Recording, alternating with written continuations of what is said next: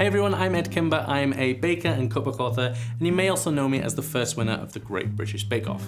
Today I'm going to show you a really wonderful, simple treat. It's a no-bake, vegan chocolate tart, and I'm using Lizzie's Original Nuts and Seeds granola for a really simple recipe. To make our base for our tarts, we're going to start with our Lizzie's granola, and we're going to add about 2/3 of that to our food processor.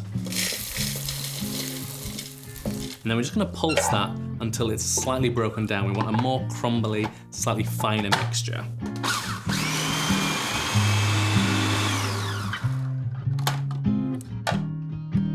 So you can see that the mixture is now slightly finer and it's more of a uniform texture. So what we're going to do now is add the remaining part of our granola along with some coconut oil, which is a nice vegan butter substitute. And if you want a bit of coconut flavor, also adds that as well. And then to finish, we're just gonna add a little bit of sea salt. And now it's just a matter of pulsing it all together until everything is combined.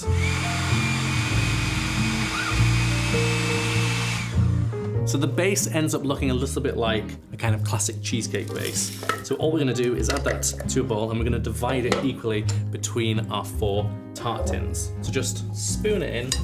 You don't need to be exact about this, just roughly divide it between the 4 and compress it with a spoon to start with.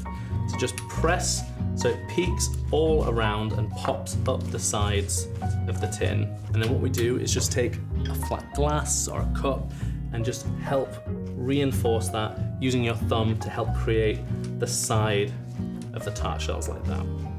So once all of these bases are done, you just want to pop these in the fridge whilst you make the ganache filling so this has time to set. So we're going to start with some dark chocolate that's been nice and finely chopped, and that's just to help make sure everything melts evenly. We're also going to add just a little bit of light brown sugar, which is going to add a really nice caramel note to the ganache. And because it's vegan, we're going to use a plant-based milk, and in this case I'm using almond milk because it can have that slight bitter almond flavor. So this has been brought to the simmer.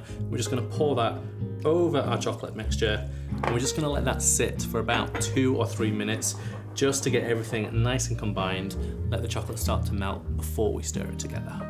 Once the ganache has had a chance to get started, everything's just becoming slightly melty, we're just going to use a whisk just to very gently stir it together, and you'll see it start to form. So once it becomes this deliciously smooth and glossy mixture, you're ready to assemble the tarts. So grab your chilled tart cases from the fridge, and then we're just going to fill it with our ganache. So just carefully spoon it in, just like that. And then depending on the finish you want, you can just very lightly tap, give it a little bit of a wiggle, just until that ganache settles a little bit more flat. So they now need to go back in the fridge for about 1 to 2 hours just to allow that ganache to set. So once our ganache has set, you can see you've got these delicious finished tarts.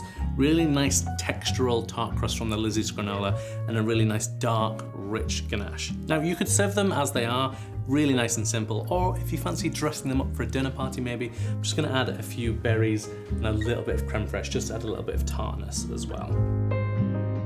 We all have those days where all we need is a little bit of indulgence, and my no-bake vegan chocolate tarts are just the ticket.